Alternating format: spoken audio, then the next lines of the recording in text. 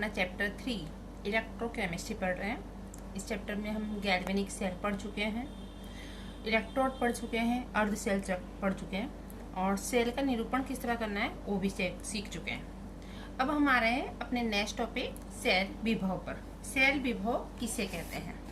तो सेल विभव galvanic cell पढ़ चुके हैं, जिंक और कॉपर से बनता है। गैल्वेनिक सेल के दोनों इलेक्ट्रोड के बीच विभवांतर को सेल विभव कहते हैं। मतलब सेल विभव क्या है? तो कैथोड एवं एनोड के इलेक्ट्रोड विभव, मतलब अपचयन विभव का अंतर है। इस पॉइंट को खास याद रखना है, अपचयन विभव का अंतर है, ऑक्सीकरण विभव का नहीं। सेल विभव कैथोड एवं एनोड के इलेक्ट्रोड विभव मीन्स अपचयन विभव का अंतर है, जिसे सेल का विद्युत वाहक बल EMF कहा जाता है। अब आपने देखा जैसे कि गैल्वेनिक सेल हम पढ़ चुके हैं, तो हमने सेल का निरूपण लास्ट लेक्चर में देखा था। सेल के निरूपण में आपने क्या देखा था? गैल्वेनिक सेल को लिखने के लिए हम धातु एवं विद्युत अपघट्य के मध्य एक ऊर्ध्वाधर रेखा खींचते हैं और दो विद्युत अपघटकों को यदि लवण सेतु द्वारा जोड़ें तो उनके बीच दो मध्य समांतर रेखाएं खींचते हैं और इसके अनुसार लिखे सेल का EMF क्या होना चाहिए? धनात्मक होना चाहिए। मतलब सेल दाईं और एक अर्ध सेल के विभव से बाईं ओर के अर्ध सेल के विभव को घटाकर दिया जाता है। जो EMF है ई सेल का मान, जैसा कि मैंने दर्शाया यहाँ, E cell is equal to E दायां माइनस ई बायां। इसका मतलब क्या होता है? इसका मतलब होता है E cell is equal to E cathode minus E anode. Understood? E cell is equal to E cathode minus E anode, क्योंकि दाईं साइड आपके क्या होता है? दाईं साइड होता है कैथोड और बाईं साइड होता है एनोड। हमारा सूत्र है ई सेल दायां माइनस ई सेल बायां। अब हम एक प्रक्रिया लेते हैं। यहाँ पर मैंने प्रक्रिया ली हुई है CuS plus 2Ag plus aqueous gives Cu plus 2 plus 2Ag। Now अब हमको पता है कैथोड पर क्या बनता है? आयन पर से धातु, और एनोड पर बनता है धातु में से आयन। तो यहाँ पर अब जो प्रक्रिया लिखी है हमने, यहाँ पर देखिए कैथोड, तो ये क्या हो जाएगी? कैथोड की प्रक्रिया 2Ag प्लस है, 2 1 जा 2 plus 2 electron that give 2Ag। Anode Cu से Cu प्लस 2 बन रहा है, देयरफॉर Cu से ये बन गया आपका Cu प्लस 2 इलेक्ट्रॉन। इसका मतलब इस सेल का अब हम सांकेतिक निरूपण दे सकते हैं। लास्ट लेक्चर में हमने सेल के सांकेतिक निरूपण पर से प्रक्रिया लिखी थी। अभी हम ये देख रहे हैं कि प्रक्रिया पर से सेल का सांकेतिक निरूपण क्या देना है। तो ये हुआ Cu से Cu प्लस 2, ये हो गई आपकी एनोड, लवण सेतु, दो समांतर रेखाएं, Ag प्लस Ag, ये हो गई आपकी सेल का सांकेतिक निरूपण।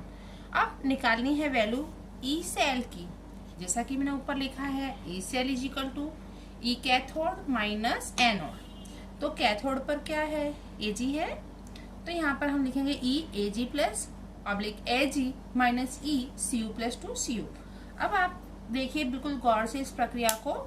इस प्रक्रिया में ऊपर तो Ag प्लस Ag, ठीक है, और यहाँ पर इसमें तो है, लेकिन यहाँ पर अगर आप देखेंगे तो Cu से क्या बना है? Cu प्लस 2 और Ag प्लस से Ag, पर मैंने दोनों में ही आयन आगे लिए हैं, क्योंकि जब मैंने डेफिनेशन बताई थी स्टार्टिंग में, तब क्या बताया था कि सेल विभव कैथोड एवं एनोड के इलेक्ट्रोड विभव का अपचयन विभव का अंतर होता है। दैट मीन्स ये जो हम ई सेल लिख रहे हैं उसको हमेशा रिडक्शन प्रक्रिया के रूप में ही दर्शाना पड़ेगा। तो E cell is equal to E Ag plus Ag minus E Cu plus 2 Cu। दूसरी एक चीज और यहाँ पर जो ध्यान रखनी है कि ई सेल का मान हमेशा क्या आएगा? धनात्मक आएगा। अगर आपका वैल्यू माइनस आता है, दैट मीन्स आपकी प्रक्रिया में कुछ गड़बड़ है। जो एनोड की जगह है उधर के उसे कहाँ होना चाहिए? कैथोड पर होना चाहिए, और जो कैथोड पर है उसे एनोड पर होना चाहिए। अगर वैल्यू माइनस आई तो दैट मीन्स ई सेल का वैल्यू हमेशा क्या आएगा? पॉजिटिव आएगा। इस चीज को, इस पॉइंट को आपको हमेशा ध्यान रखना है। अकेले जो हमको मापना है इलेक्ट्रोड विभव का मापन, हमारा नेक्स्ट टॉपिक है इलेक्ट्रोड विभव का मापन। तो कोई भी अकेले अर्ध सेल के विभव का मापन नहीं किया जा सकता। हमने गैल्वेनिक सेल में भी देखा, दो अलग अलग सेलों को लवण सेतु की सहायता से जोड़ा जाता है, उसके बाद उसके विभव का मापन कर सकते हैं। तो दो अर्ध सेलों के विभव में अंतर को हम माप सकते हैं और इससे सेल का ईएमएफ प्राप्त होता है, दैट मीन्स ई सेल प्राप्त होता है। यदि हम स्वेच्छा से एक इलेक्ट्रोड या अर्ध सेल का विभव चयनित कर लें और इसके सापेक्ष दूसरे अर्ध सेल का विभव ज्ञात किया जा सकता है। तो एक परिपाटी के अनुसार आपको आकृति में दिख रहा है एक सेल, ये आकृति है हाइड्रोजन सेल की। तो इस हाइड्रोजन सेल को मानक सेल के रूप में या संदर्भ विभव के रूप में लिया जाता है और इसका विभव, इसको हम दर्शाएंगे कैसे, तो इसको हम इस तरह दर्शा सकते हैं, platinum S H2 gas H plus aqueous, इसे इस तरह निरूपित किया जा सकता है। और इसका विभव निम्नलिखित अभिक्रिया द्वारा संगत समस्त तापों पर शून्य निर्दिष्ट किया जाता है, जैसे कि H plus aqueous 1 electron 1/2 H2 gas. अब इसकी रचना पहले देख लेते हैं कि किस तरह की इसकी रचना है। तो जैसा कि आकृति में दर्शाया गया है, यहाँ पे आकृति दिख रही है सभी को। तो एक पात्र है, उसमें 298 केल्विन तापमान पर 1 मोलर HCl अथवा H प्लस का विलयन लिया जाता है। विलयन में प्लेटिनम ब्लैक की ढाल चढ़ी हुई प्लेटिनम की पट्टी डुबाई गई है और यह पट्टी का एक सिरे से बंद हो ऐसे कांच की नली में प्लेटिनम तार के टुकड़े द्वारा जोड़ी हुई होती है और इस तार के टुकड़े पर संपर्क के लिए क्या मिलाया जाता है, पारा। पारा मिलाकर कॉपर के तार के द्वारा उसे बाहर से जोड़ा जाता है। इस पट्टी पर से 298 केल्विन तापमान और एक बार दाब पर डाइहाइड्रोजन गैस प्रसारित की जाती है। इस अर्धकोश को मैंने पहले ही कहा संदर्भ ध्रुव के रूप में लिया जाता है, जिससे अन्य अर्धकोश के साथ जोड़कर इसकी संपूर्ण कोश की रचना की जाती है। तब यह एनोड अथवा कैथोड की तरह व्यवहार करता है। यदि ये कैथोड की तरह व्यवहार करेगा तो प्लेटिनम की पट्टी पर निम्नलिखित अवकरण अभिक्रिया होती है, जैसे कि यहाँ पर हमने दी है वही अभिक्रिया हो जाएगी। अगर ये कैथोड की तरह व्यवहार करेगा तो यह अभिक्रिया करेगा, लेकिन अगर मानक हाइड्रोजन गैस ध्रुव एनोड की तरह व्यवहार करेगा तो प्लेटिनम की पट्टी पर किस तरह की प्रक्रिया हो जाएगी, 1/2 H2 गैस 1 बार gives H प्लस एक्वियस 1 बार इलेक्ट्रॉन। ओके, तो अतः मानक हाइड्रोजन विद्युत ध्रुव की इलेक्ट्रॉन स्वीकार करने की वृत्ति रखता है अथवा इलेक्ट्रॉन मुक्त करने की वृत्ति भी रखता है, और इसके बावजूद इसकी जो वृत्ति की तीव्रता है प्रत्येक तापमान पर शून्य स्वीकार की गई है। विद्युत ध्रुवों की इलेक्ट्रॉन स्वीकार करने की वृत्ति के सापेक्ष तीव्रता को क्या कहा जाता है, अवकरण पोटेंशियल ईरेक्शन, अथवा विद्युत ध्रुवों की इलेक्ट्रॉन मुक्त करने की जो वृत्ति होती है उसकी सापेक्ष तीव्रता को ऑक्सीकरण पोटेंशियल ई ऑक्सीडेशन कहा जाता है। और मानक हाइड्रोजन गैस ध्रुव दूसरे अर्धकोश के लिए संदर्भ विद्युत ध्रुव के रूप में कार्य करता है। इसमें 2 पॉइंट आपको बिल्कुल ध्यान रखने हैं, किसके रूप में कार्य करता है, तो दूसरे इलेक्ट्रोड के लिए ये संदर्भ विद्युत ध्रुव के रूप में कार्य करता है और इसके लिए ई सेल का मान जो है प्रत्येक तापमान पर शून्य स्वीकार किया गया है। चलो अब हम इसका एक एग्जाम्पल देख लेते हैं। एग्जाम्पल है, हमारा क्वेश्चन है 298 केल्विन तापमान पर नीचे दिए गए कोश का पोटेंशियल यानी ई सेल विभव 2.36 वोल्ट है।